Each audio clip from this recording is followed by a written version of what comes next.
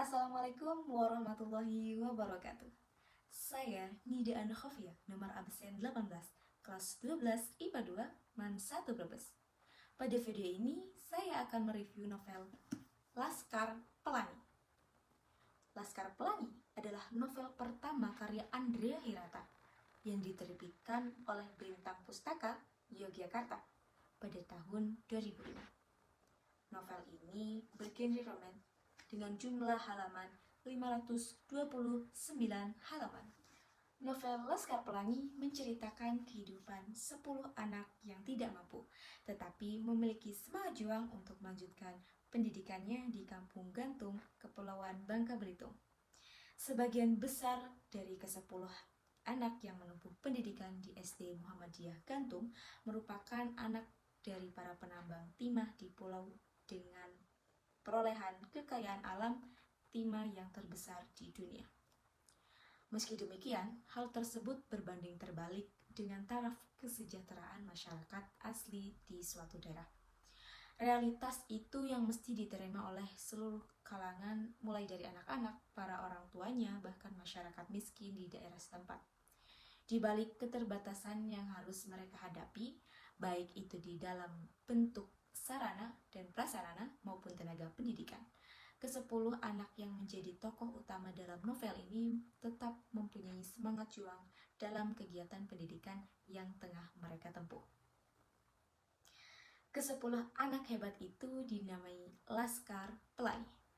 Di antaranya bernama Ikal, Lintang, Sahara, Aulia, Mahar, Syahdan, Muhammad, Jundullah atau Akiong, Samson atau Borek, Muharram, Trapani, dan Harun Ardli. Selang waktu berjalan, mereka semua memiliki seorang teman baru, pindahan dari SDPN Timah bernama Flo. Kebersamaan para anggota dari Laskar Pelangi itu bermula ketika penerimaan siswa dan siswa baru di SD Muhammadiyah Gantung. Ketika penerimaan murid baru terdaftar kurang lebih 9 murid. Akan tetapi sayangnya kuantitas tersebut tidak mencukupi syarat keberlangsungannya pendidikan di SD Muhammadiyah itu. Bahkan beberapa waktu sebelum adanya hal tersebut, pemerintah daerah dengan melalui Departemen Pendidikan dan Kebudayaan di Sulawesi Selatan sudah memberikan peringatan pada pihak sekolah dasar Islam tersebut mengenai perencanaan penutupan sekolah yang bisa dikatakan sudah tua itu. Hal tersebut akan direalisasikan bila mana sekolah tidak mampu mencukupi syarat minimal jumlah murid, yaitu paling tidak 10 siswa. Seperti yang sudah dikatakan, bila hal itu terjadi, mau tidak mau ataupun suka tidak suka, sekolah yang bersangkutan tidak diizinkan untuk melakukan kegiatan belajar mengajar.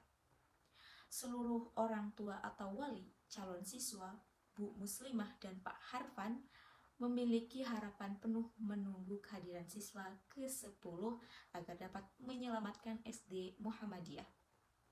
Di detik-detik terakhir, Pak Harfan yang sudah menahan rasa kecewa dalam dirinya bersamaan harus menetapkan keputusan yang amat berat. Namun, di tengah kecewa yang mereka rasakan, datanglah seorang anak yang tampak lebih besar bila dibandingkan dengan anak-anak lainnya. Anak itu tidak sendiri. Ia datang bersama ibunya dan ingin mendaftarkan diri sebagai murid baru di SD Muhammadiyah tersebut. Murid baru itu yakni Harun Ardli Ramadan. Harun mempunyai keterbelakangan mental dan bisa dikatakan berperan dalam menyelamatkan sekolah. Seluruh siswa baru SD Muhammadiyah Gantung dan para orang tua atau wali. Kebahagiaan dan rasa haru pun tampak jelas di wajah Pak Harfan dan Bu Muslimah. Selama kegiatan belajar dan mengajar yang mereka lalui, didampingi pula oleh seorang guru dengan dedikasi yang tinggi akan ranah pendidikan, yaitu Bu Muslimah. Ia mempunyai kepribadian yang sangat baik, sabar, piawai dalam mengajari murid-muridnya belajar, penyayang, dan sebagainya. Dalam kisah inilah Bu Muslimah yang telah memberi julukan kepada ke-10 anak tersebut sebagai Laskar Pelangi. Tidak hanya Bu Muslimah, ada Pak Harfan, Effendi Nur yang bersedia merangkap jabatan, yakni guru sekaligus kepala sekolah SD Muhammadiyah Gantung. Penyampaian materi ajar yang disampaikan oleh Pak Harfan kerap kali menyelipkan kisah teladan Nabi dan Rasul. Di novel ini, kisah pelajaran para anggota Laskar Pelangi dalam menjalankan pendidikan di SD Muhammadiyah Gantung ditemani oleh berbagai ragam emosional, mulai dari rasa bahagia, dramatis, hingga mengharukan sekalipun. Penasaran akan perjalanan kisah Ikal dan para sahabat Laskar Pelangi? Ikuti kisah mereka di novel Laskar Pelangi. Bagi Ikal dan Arai, kemiskinan boleh mengambil segalanya kecuali satu, mimpi. Mereka letakkan mimpi setinggi-tingginya. Dua anak kulit timah itu mencurahkan segenap tenaga. Meskipun demikian, manisnya tidak boleh lalai dilewatkan. Di sela kesibukan belajar di sekolah, selalu saja ada celah untuk menikmati masa remaja mencuri-curi waktu menonton bioskop. Mengejar cinta pertama adalah sekian dari kisah mereka. Namun, satu hal tak pernah terlupa, impian yang telah lama bersemayam dalam diri. Salah satu keunggulan yang berhasil dijadikan dalam novel ini oleh sang penulis Andrea Hirata adalah berada pada ragam bahasa yang khas dan unik.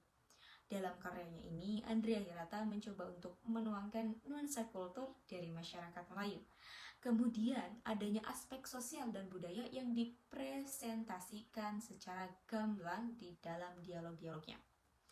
Pernah pada suatu kesempatan, Andrea Hirata mengatakan bahwa cara dirinya menulis novel ini yakni karena terinspirasi dari cara berceritanya masyarakat Melayu. Kelihayan sang penulis dalam merangkai suatu kesedihan menjadi humor yang layak untuk dijadikan bahan tawa tertuang cukup apik di novel Laskar Pelangi. Hal ini terlihat saat dialog yang terjadi di antara para anggota Laskar Pelangi dan masyarakat Belitung. Selain itu, di dalam novel Laskar Pelangi banyak memuat pesan positif, di antaranya ketekunan, ketabahan, sikap pantang menyerah, keberanian untuk bermimpi dan memperjuangkannya, serta yang lainnya. Dalam novel ini pula terdapat pentingnya untuk menekuni pendidikan, sekolah, dan mempunyai moral agama yang kuat. Novel ini menjadi bahan bacaan wajib bagi kaum muda yang kerap kali bersenang-senang akan kemudahan ekonomi dan tidak mengenai susah payahnya merintis kehidupan dari nol untuk menggapai masa depan gemilang. Tidak hanya kaum muda, novel Laskar Pelangi juga sangat bagus untuk dibaca oleh tenaga pendidik dan pemerintah yang lalai akan pentingnya ranah pendidikan. Hasil dari kelalaian itu seperti tidak jarang pula bangsa ini mendapati berbagai macam ejekan atau sindiran dari bangsa lain, sebab bangsa ini mempunyai sumber daya manusia dengan kualitas yang kurang kompeten. Kemudian, poin yang tak kalah pentingnya adalah novel ini mengusung masalah sosial dan ekonomi yang mana hal itu sangatlah relevan dengan kehidupan, baik di masa sekarang maupun di masa depan. Hal tersebut diantaranya terkait kemiskinan, pendidikan, kesenjangan sosial, dan sebagainya. Bahkan, permasalahan atau isu tersebut bukan hanya relevan di Indonesia, melainkan di negara-negara lain pula. Kelemahan novel ini berada pada penggunaan berbagai istilah yang jarang dijumpai oleh pembaca, sehingga akan sangat sukar untuk dimengerti dan dipahami atas apa yang disampaikan oleh penulis. Walaupun terdapat glosarium atas diksi-diksi yang sulit dipahami, tetapi diletakkan di akhir novel sehingga saat membaca novel akan terasa kurang praktis. Selain itu, kelemahan lainnya terletak pada ending cerita yang membingungkan dan cenderung menggantung. Mengapa? Pertama, akhir cerita membingungkan karena tokoh aku yang semulanya Ikal secara tiba-tiba berubah menjadi orang lain. Kedua, ceritanya cenderung menggantung karena memunculkan rasa penasaran dan ketidakpuasan di akhir cerita. Akan tetapi, tampaknya hal itu sengaja dilakukan oleh penulis, sebab cerita dari Laskar Pelangi ini dilanjutkan pada sequel berikutnya. Amanat dan kesimpulan resensi novel Laskar Pelangi. Berdasarkan kisah dari novel Laskar Pelangi, tentunya banyak pelajaran yang dapat diambil dan diterapkan di kehidupan sehari-hari. Di antaranya, kita harus bersyukur akan pemberian Tuhan, menghargai pentingnya hidup ini, tidak mudah menyerah dan berusaha sebisa mungkin apabila menginginkan sesuatu. Tak hanya itu, kepintaran bukan menjadi tolak ukur kesuksesan seseorang. Hal itu dapat terlihat dari kisah tokoh Lintang di novel ini. Ia adalah anak yang pintar, akan tetapi di akhir cerita ia menjadi seorang supir truk. Berdasarkan kisah si Lintang, kita sebagai pembaca dapat mengambil hikmah bahwa hidup ini sudah ada yang mengatur, yaitu Tuhan Yang Maha Esa. Dengan kata lain, apabila kita sudah berusaha semaksimal mungkin atas apa yang kita impikan, tetapi hal tersebut tidak terwujud, jangan lupa untuk selalu bersyukur dengan apa yang sudah Tuhan tetapkan. Itulah resensi novel Laskar Pelangi karya Andrea Hirata. Apabila penonton tertarik dan ingin mencari novel karya Andrea Hirata lainnya ataupun mencari buku pengetahuan, tentu kalian bisa temukan, beli, dan baca bukunya. Terima kasih, sekian dari saya, kurang lebihnya mohon maaf. Wabillahi taufiq wal hidayah. Wassalamualaikum warahmatullahi wabarakatuh.